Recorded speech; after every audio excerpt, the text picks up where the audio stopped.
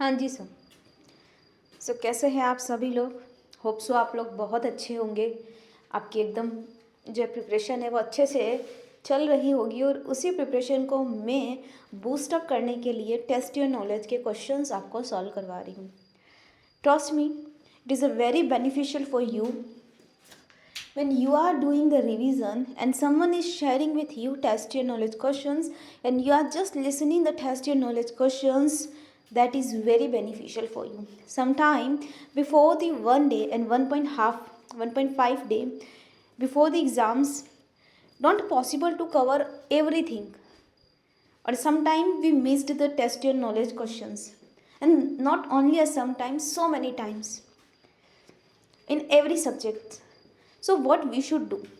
Just we should we should like something have that's a platform where all the test your knowledge questions available for you. So I just think that all the test your knowledge questions on a one platform I will provide to you. So in the particular series, so many chapters I already uploaded, and the chapter number 14 I am uploading. And trust me, the test your knowledge questions, if you will listen for the first time, that's so many concepts and so many understandings in a very first time you will build up. And just remember the one thing, before the exam, please listen all the points very carefully, because sometimes when we see in our exam paper, that same questions in the test your knowledge questions comes, our confidence will be boosted up. So in the case, if you want to boost up your confidence, just do and listen the video. So that's all the things I want to share, because sometimes we see the I am using the ICI module, not have any colorful notes, charts, and only covering a test and knowledge questions, so it is not relevant. We will see the revision videos, colorful notes, but sometime that is important, but also that is also important, that is this is also important part. Import and export under GST. Import and export. तो import and export जो होता है, क्या हमको ये words या ये terms से फेमिलियर होने की ज़रूरत है? नहीं, हम फेमिलियर ऑलरेडी है इन टर्म्स के साथ। तो स्टार्ट करते हैं। Next test your knowledge question से ही करेंगे, क्योंकि यहाँ एग्जाम्पल्स नहीं है।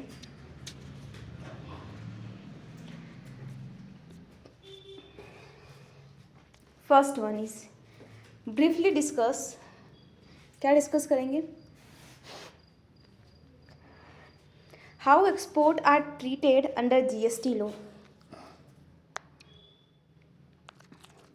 सर, हम कैसे ट्रीट करते हैं एक्सपोर्ट को अंडर GST लॉ? तो देखिएगा, GST लॉ कहता है कि जब भी आप एक्सपोर्ट करते हो तो हम उस पर क्या लगाते हैं? ज़ीरो रेट लगाते हैं। लेकिन यहाँ GST के अंदर एक्सपोर्ट का मतलब क्या है? क्योंकि नॉर्मल एक्सपोर्ट का मतलब होता है कि ये हमारी इंडिया, और यहाँ इंडियन टेरिटोरियल से अगर हमने कोई चीज़ बाहर भेजी तो वो एक्सपोर्ट होती है, ठीक है ना। अब यहाँ पर एक्सपोर्ट की डेफिनेशन भी क्या ऐसी ही है? तो एक बार आप डेफिनेशन पे आएंगे। एक्सपोर्ट ऑफ गुड्स और services has been treated as, सबसे पहले ये कहता है कि हम उसे इंटरस्टेट सप्लाई ट्रीट करते हैं, जो IGST में आती हैं। और second is a zero rated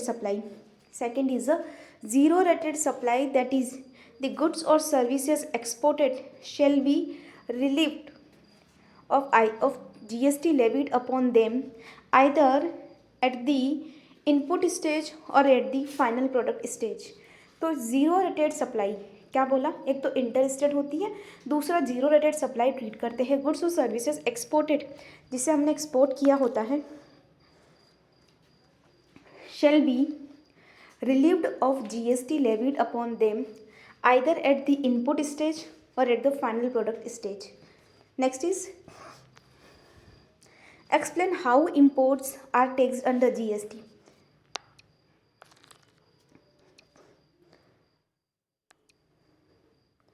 next is हम कैसे इंपोर्ट को देखते हैं?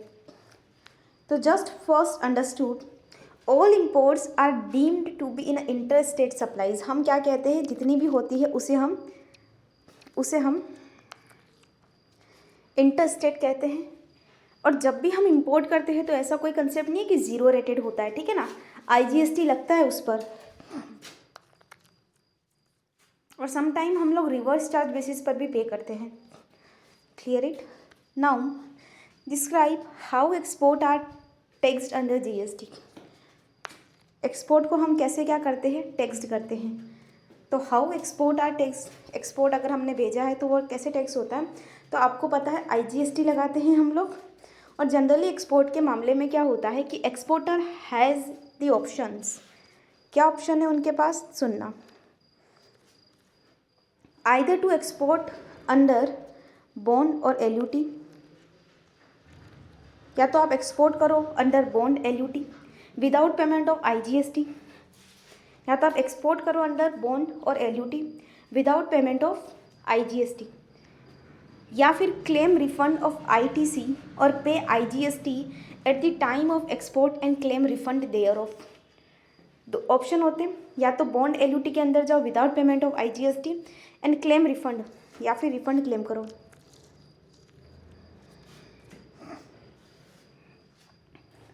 और pay IGST at the time of export and claim refund. अब आ जाओ, that is the fourth one. It is necessary to execute a bond for affecting zero rate supplies. क्या ये नेसेसरी होता है कि आप एग्जीक्यूट करो बॉन्ड? नहीं सर, कई बार हम क्या करते हैं, no, the facility of export under LUT has been extended of all zero rated supplies. क्या आप बॉन्ड साइन कर दो, bearing a few exceptions such as those who have been prosecuted for an offence involving tax of 2.5 crores. The other conditions for executing LUT has been specified. तो इन्होंने बोला है कि ऐसा कुछ ज़रूरी नहीं है कि नेसेसरी है। The facility of export under LUT has been extended to all zero rated suppliers bearing a few exceptions such as those who have been prosecuted for an offence involving tax 2.5 crores। तो इन्होंने बोल रखा है कि भाई LUT सबके लिए है, ठीक है। LUT के अंदर जो है वो ये सबके लिए स्कीम है कि आप लेटर ऑफ अंडरटेकिंग के थ्रू एक्सपोर्ट कर सकते हो। लेकिन अगर कोई बंदा जो है वो ऑफेंस कर रहा है जहाँ इन्वॉल्विंग अमाउंट 2.5 करोड़ रुपए है, जहाँ अमाउंट जो ऑफेंस का है वो 2.5 करोड़ का है, ठीक है ना। तो इन दी पर्टिकुलर केस अगर ऑफेंस 2.5 करोड़ का है तो फिर हम जो है वो इसे कंसिडर नहीं करेंगे। अगर ऑफेंस 2.5 करोड़ का है तो वहाँ पर LUT मिलता ही नहीं है ना। बाकी तो LUT ऐसा कोई कंपलसरी नेसेसरी भी नहीं होता है। लेकिन हाँ, अब चलिए ना क्वेश्चन नंबर 5 पर आ जाइए। A limited enter into an agreement for sale of goods with B Limited, a company based in UAE, ठीक है। B Limited require the goods to be delivered by A Limited to C Limited, the company based in Karnataka. Whether the transaction will quality and export of goods, analyze the scenario. तो A enter into agreement for sale of goods with B. B is based in UAE और B required to deliver the goods to C based on Karnataka. तो होगा क्या पता है, यहाँ पर ए जो है वो सी को गुड्स सप्लाई कर देगा। देखो समझना, बी बाहर है, ए यहाँ है, सी यहाँ है, यहाँ से यहाँ, तो यही इसको सप्लाई कर देगा। कभी गुड्स बॉर्डर क्रॉस ही नहीं करेगा, तो वो कभी एक्सपोर्ट होगा नहीं होगा।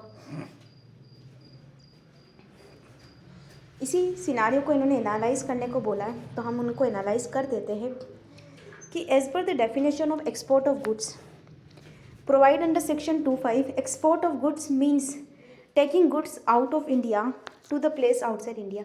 taking goods मतलब goods को उठाना, out of India to a place outside India.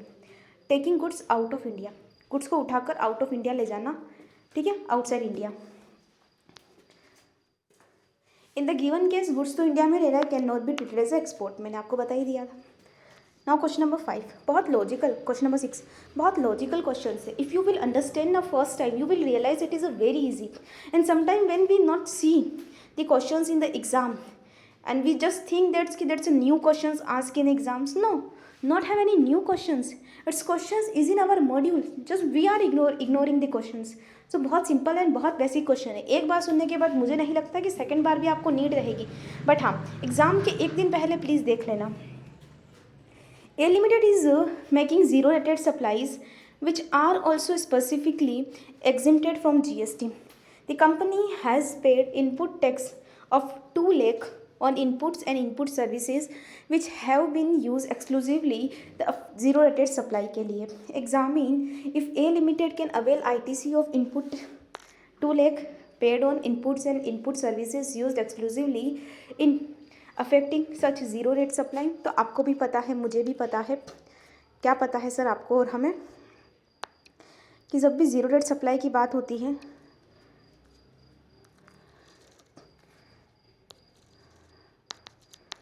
हमको आईटीसी मिल जाता है.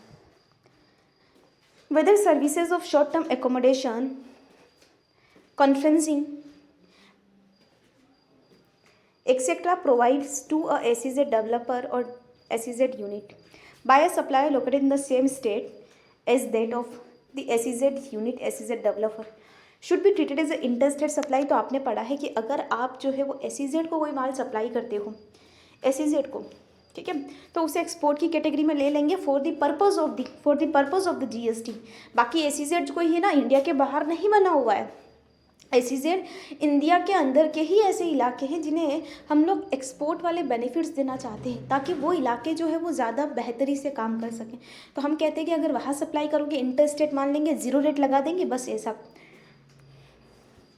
तो इंट्रा माने या इंटर माने सेम स्टेट है. हमने बोला भाई सेम स्टेट में भी अगर तुम SEZ में सप्लाई कर रहे हो वो इंटर होगा ना कि इंट्रा. डन. और उसे एक्सपोर्ट की डेफिनेशन में कवर कर देना, वैसे कवर किया जाता है, ज़ीरो रेट लगता है. ठीक है. अब 8 देखना. Mister Amarkant, the chartered accountant, being a partner in GST register firm, orders a gaming software for his son for a company located in USA. तो उसका बच्चा जो है वो क्या चाहता है, गेमिंग सॉफ्टवेयर चाहता है और वो USA से गेमिंग सॉफ्टवेयर जो है वो परचेज करते हैं. He makes the payment for the same from his personal bank account. वो अपने पर्सनल बैंक अकाउंट से पेमेंट करते हैं. Examine whether the transaction will be liable to GST. If yes, in whose hand the tax liability will be. तो sir क्योंकि mister Amarkant जो है वो क्या है, GST में रजिस्टर्ड है, पर्सनल यूज़ के लिए भी मंगवा रहे हैं, तो भी इन्हें क्या करना पड़ेगा, इन्हें जो है वो क्या करना पड़ेगा, GST पे करना पड़ेगा, वो भी RCM के अंदर. पक्की बात है, एक बार चेक कर ले. Will be payable the company under forward charge. अच्छा, I am sorry. Therefore, OIDR services provided by the supplier located outside India receive non-taxable territory recipient is liable under GST. तो सर इसको OIDR service बता दिया, ठीक है. तो एक gaming software को क्या बोला, OIDAR सर्विस बोला. और क्योंकि OIDAR सर्विस में आपको भी पता है कि वो जो कंपनी जो होती है वो फॉरवर्ड चार्ज में टैक्स पे करती है, क्योंकि हमारी गवर्नमेंट ने OIDAR के लिए लिखा हुआ है कि भाई OIDAR तुम लाइबल बनोगे. तो अब आपको याद रहेगा कि गेमिंग सॉफ्टवेयर जो है वो OIDAR सर्विस, और OIDAR का कंसेप्ट हमें पता है कि ऐसे केस में हम रिवर्स चार्ज में हम नहीं, सामने वाला फॉरवर्ड चार्ज में कंपनी पे करता है. नाउ 8 हो गया, 9.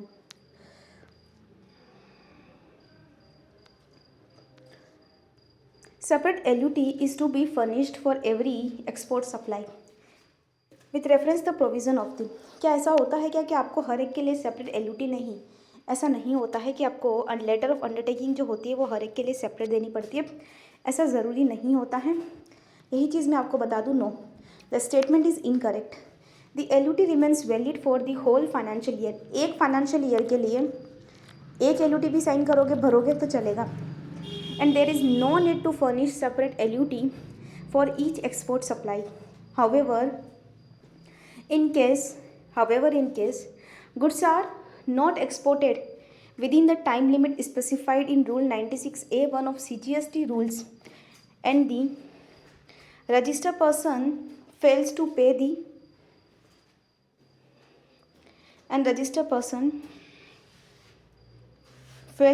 the amount mentioned in the said sub-rule, the facility of export under LUT will be deemed to have been withdrawn. However, if the amount mentioned in the said sub-rule is paid subsequently, the facility of export under LUT shall be restored.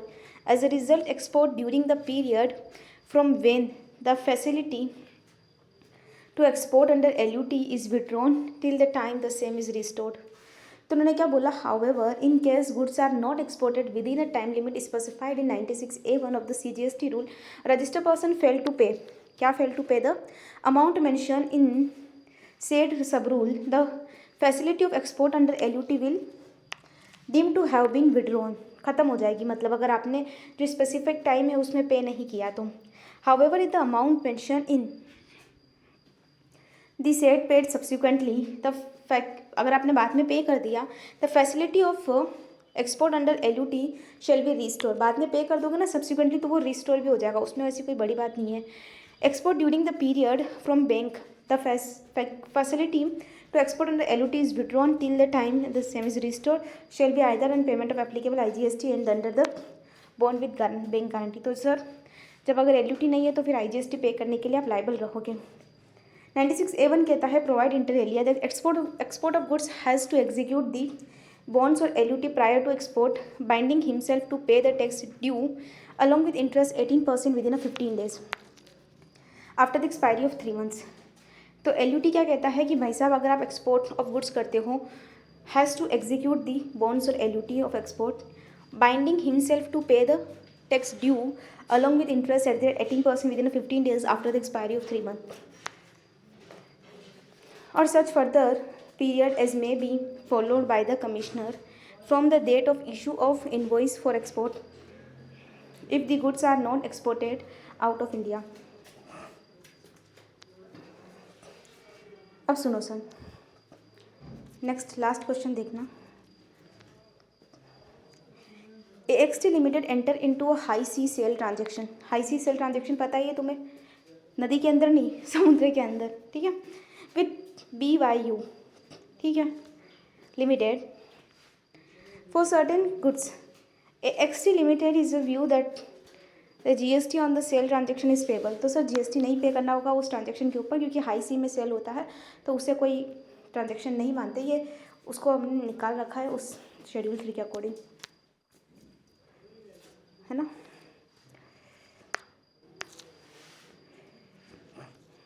Done done.